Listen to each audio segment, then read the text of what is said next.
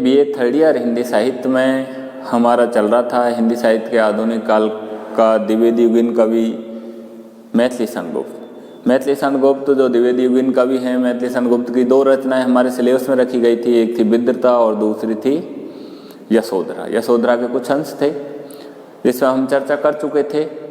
आज हम पढ़ेंगे आधुनिक काल के छायावादी कवि जयशंकर प्रसाद। छायावादी कवि द्विवेदी युगीन कवि हमारा हो ही चुका था। भारतीय हिंदी युग का कोई कवि हमारे सिलेबस में रखा ही नहीं।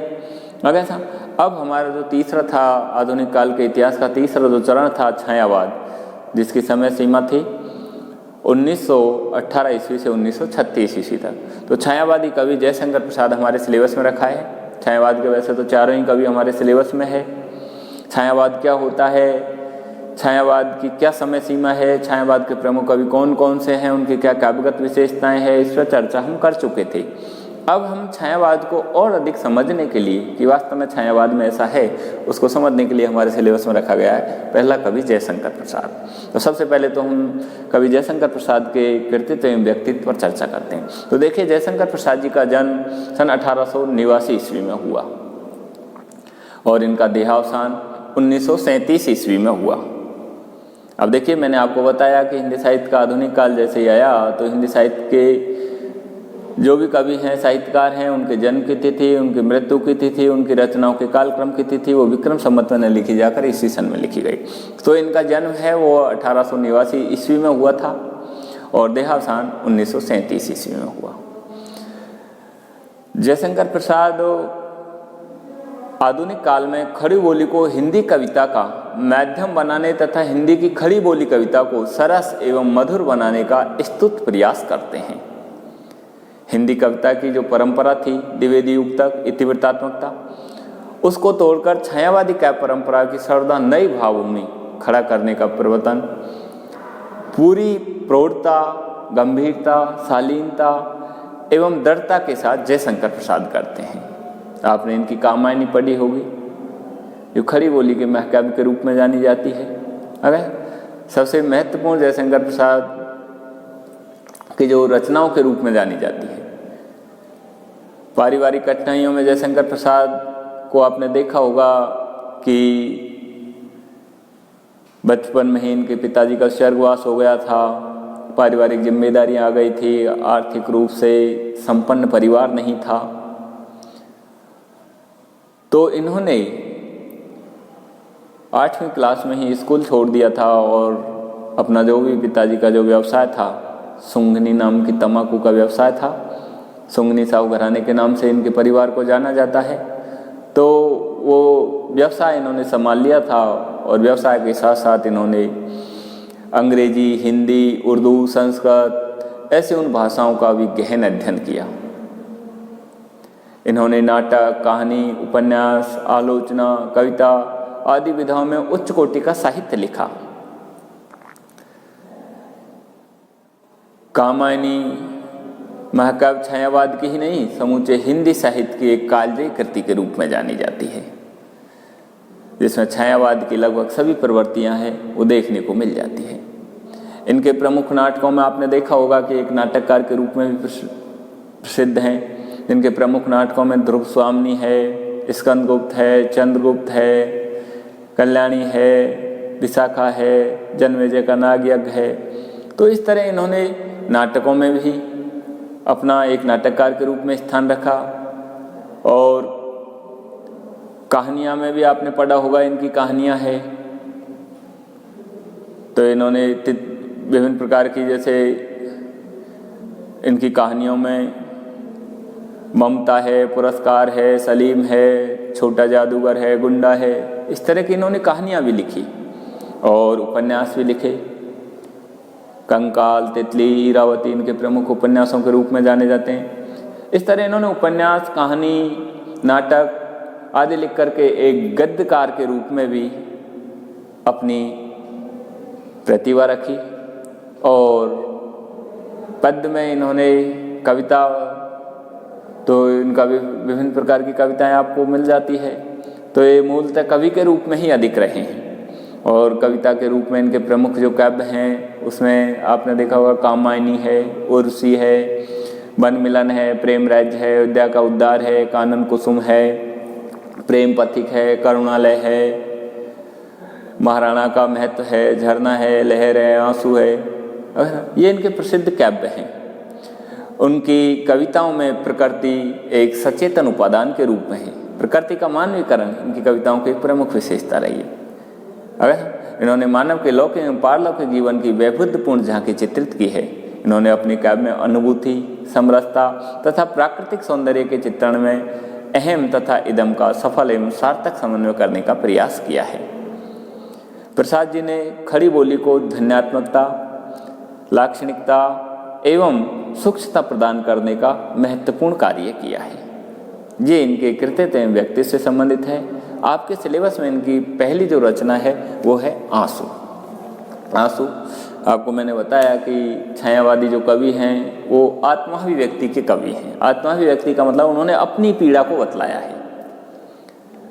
द्विवेदयुगीन कवियों की जो इतिवृत्तात्मकता थी, सामाजिक जुड़ाव था, उसकी तरह इन कवियों की इतिवृत्तात्मक सामाजिक जुड़ाव नहीं है। ये स्वच्छंद काव्यधारा के कवि हैं और इन्होंने स्वच्छंद रूप से अपनी आत्माभिव्यक्ति की है, अपनी पीड़ा को बतलाया है। छायावाद के अधिकतर जो कवि हैं वो आत्माभिव्यक्ति के कवि हैं और विरह से पीड़ित हैं। विरह की अनुभूति इनकी काव्यधारा की प्रमुख विशेषता रही है, क्योंकि जयशंकर प्रसाद के विषय में भी आपने पढ़ा होगा कि इनकी 2-2, 3-3 शादियाँ हो गई थी, लेकिन फिर भी इनकी जो भी प्रियतमाएँ थी वो गुजर जाती थी। तो इस तरह ये पीड़ा के कवि रहे हैं और उस पीड़ा को ही इन्होंने अपनी कविता में व्यक्त किया है। इसी पीड़ा को लेकर इन्होंने एक आंसू काव्य लिखा है। जब इनको एक दिन अपनी प्रियतमा की जब अत्यधिक स्मृति आ गई तो वो स्मृति है वो आंसू बन करके और बहने लग गई। आंसू बन करके बहने लग गई तो उसी आंसुओं को लेकर इन्होंने आंसू नामक काव्य लिखा है, जिसका कुछ अंश हमारे सिलेबस में रखा है। अगर लिखा न, जो घनीभूत पीड़ा थी मस्तक में स्मृति सी छाई, दुर्दिन में आंसू बनकर वो आज बरसने आई। इन्होंने लिखा है। मैंने आपको बताया, आत्माभिव्यक्ति में बताया कि ये जो कवि हैं, जो घनीभूत पीड़ा कौन सी? प्रियतमा से बिछोह की, वियोग की जो घनीभूत है, मस्तक में स्मृति सी छाई, जो उस प्रियतमा की स्मृतियों को लेकर मस्तिष्क में स्मृति के रूप में छाई हुई थी। दुर्दिन में आंसू बनकर, आज कोई ऐसा बुरा दिन आ गया जो वो पीड़ा अत्यधिक होकर के आंसुओं के रूप में बहने लग गई। दुर्दिन में आंसू बनकर वो आज बरसने आई। आपने देखा होगा जब हमारा कोई प्रियतम है या प्रियतमा है या प्रियजन है, जब वो बिछुड़ जाता है हमसे और हम जब उसकी अत्यधिक स्मृति हो आती है तो हम रोने लग जाते हैं, आंसू बहने लग जाते हैं। तो उसी तरह जयशंकर प्रसाद को भी हो गया था। जैसे उनको आंसू बहने लगे तो उसी आंसुओं को लेकर उन्होंने एक काव्य रचना की, अपनी पीड़ाओं को बताया, अपनी अनुभूति को बताया। इस कविता के माध्यम से उन्होंने इस तरह बताया। तो देखिए आंसू हम शुरू करते हैं। हमारे सिलेबस में पहली जो उनकी रचना है वो आंसू नाम से है। उसमें लिखा है इन्होंने, नाविक इस सूने तट पर, नाविक अपने हृदय रूपी नाविक को कहा है उन्होंने, जो उसकी मन रूपी नाव को ले गया। नाविक इस सूने तट पर किन लहरों में खिलाया, कि हे मेरे हृदय रूपी नाविक, मेरी इस मन रूपी नाव को इस सूने तट पर, इस सुनसान में किन लहरों में खिलाया। तो किन लहरों के माध्यम से यहाँ तक बहाकर ले आया। खेने का मतलब है बहाकर ले आया। वो आपने देखा होगा कि जैसे ही कवि है उसको अत्यधिक स्मृति हो गई, अपनी प्रियतमा की अत्यधिक स्मृति हो गई, तो उसका हृदय है उसकी मन रूपी नाव को उस प्रियतमा के पास उस लोक में ले गया। मैंने आपको बताया रहस्यवाद है छायावादी कविता। छायावाद का दूसरा नाम ही रहस्यवाद का है, आचार्य रामचंद्र शुक्ल ने। तो वो रहस्यवाद क्या है? इस आत्मा को उस परमात्मा से मिलन, आत्मा परमात्मा की जो अभिव्यक्ति, वो रहस्यवाद। तो वो कह रहा है कि हे नाविक, हे हृदय रूपी नाविक, मेरी इस मन रूपी नाव को तू किन लहरों के माध्यम से इस सुनसान तट पर ले आया, सुनसान स्थान पर ले गया। सुनसान स्थान की कल्पना की है, क्योंकि छायावादी कवि थे, वो अतिशय कल्पना के कवि थे। उन्होंने कल्पना कर ली कि उसकी प्रियतमा है वो उस लोक में है, और जैसे उसको स्मृति हुई तो वो इस लोक को छोड़कर, उसका मन है वो इस लोक को छोड़ करके उस लोक में चले गया। वो उस नाविक अपने हृदय को संबोधित करते हुए कह रहे हैं जयशंकर प्रसाद जी कि हे नाविक, इस सूने तट पर किन लहरों में खेलाया, इस बीहड़ बेला में अब तक था कोई आया। इस बीहड़ बेला में तथा इस तरह इस सुनसान स्थान पर, इस सुनसान जगह पर, इस सुनसान तट पर क्या अब तक था कोई आया? क्या अब तक मेरी तरह और भी कोई व्यक्ति आए थे इस तरह अपने प्रियतमा को याद करके उस लोक में?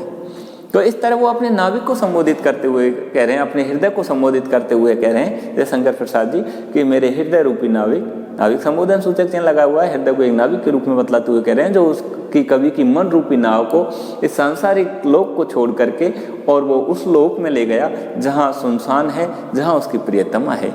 तो उस हृदय रूपी उस नाविक को संबोधित करते हुए कवि कह रहे हैं कि हे मेरे हृदय रूपी नाविक, इस सूने तट पर किन लहरों में खिलाए सुनसान स्थान पर तू किन लहरों के माध्यम से, किन विभिन्न लहरें क्या है यहाँ, विभिन्न प्रकार की प्रियतमा की यादें, प्रियतमा की यादें रूपी उन लहरों को याद करके और तू कहाँ खेलाया था, कौन से स्थान पर बहा कर ले आया, कहाँ ले गया? इस सूने तट पर क्या अब तक था कोई आया? ऐसे सुनसान स्थान पर क्या अब तक मेरी तरह और भी कोई आया था क्या? तथा और भी किसी का मन इस तरह हुआ था क्या? इस तरह का भी उस हृदय रूपी नाविक को संबोधित करते हुए कह रहा है। फिर आगे क्या कह रहा है? आगे कह रहा है उस पार कहाँ फिर जाऊं, उस पार कहाँ फिर जाऊं, तम के मलिन अंचल में जीवन का लोभ नहीं, यह वेदना छद्म में छल में। देखिए कबीरदास जी कह रहे हैं, वो जयशंकर प्रसाद जी कह रहे हैं, क्या कह रहे हैं कि जब मेरी मन रूपी ना जाओ उस प्रियतमा रूपी प्रियतमा रूप परमात्मा के पास पहुंच गई, तो फिर वहां से उस पार कहाँ फिर जाऊं? अब मैं वहां से फिर वापस क्यों जाऊं? उस पार कहाँ फिर जाऊं? उस पार का मतलब है जब वहाँ पहुँच गई तो वहाँ से उस सुनसान स्थान पर पहुँच गई जहाँ उसको शांति मिली, सुख मिला, संयोग मिला, तो ऐसे उस स्थान से फिर मैं वापस इस संसारिक विषय वासना रूपी इस लोक में उस पार कहाँ फिर जाऊँ? फिर क्यों जाऊँ? क्यों? क्योंकि यहाँ सांसारिक विषय वासनाओं के समुद्र में तो फिर दोबारा वही दुख ही दुख है, उसकी याद है, उसका वियोग है। तो वो कह रहा है, कभी कह रहा है उस हृदय रूपी नाविक से कह रहा है उस पार कहाँ फिर जाऊँ? अब मैं जब मेरी मन रूपी नाव जब उस प्रियतमा रूपी परमात्मा के पास जब उस लोक में पहुंच गई तो उस पार कहाँ फिर जाऊं? फिर उस पार से मैं वापस उस पार है, उसका मतलब है उस पृथ्वी लोक पर, उस सांसारिक लोक में फिर मैं क्यों जाऊं? उस पार कहाँ फिर जाऊं? मन तम के मलिन अंचल में, तम के मलिन अंचल में, क्योंकि वहां तो क्या है? तम का मलिन अंचल है। तम का मतलब होता है अंधकार का एक गंदा, मलिन का मतलब होता है अंधकार से भरा हुआ, विषय वासनाओं से भरा हुआ मैला आंचल फैला हुआ है अंचल में। तो कबीरदास जी कह रहे हैं, वो जयशंकर प्रसाद जी कह रहे हैं, क्या कह रहे हैं? वो कह रहे हैं कि मैं अब इस सुनसान स्थान से, इस सुख की जगह से अब वापस उस लोक में क्यों जाऊं? क्योंकि वहां तो विभिन्न प्रकार की, तम का मतलब होता है अंधकार, अंधकार का मतलब होता है विभिन्न प्रकार की बुराइयों से भरा हुआ आंचल फैला हुआ है, भरी बुराइयों का इस तरह का पर्दा पड़ा हुआ है तम के उस मलिन अंचल में। तम का मलिन अंचल कहा गया विभिन्न प्रकार की विषय वासनाओं से भरा हुआ, विभिन्न प्रकार की पीड़ाओं से भरा हुआ इस सांसारिक लोक को कहा गया।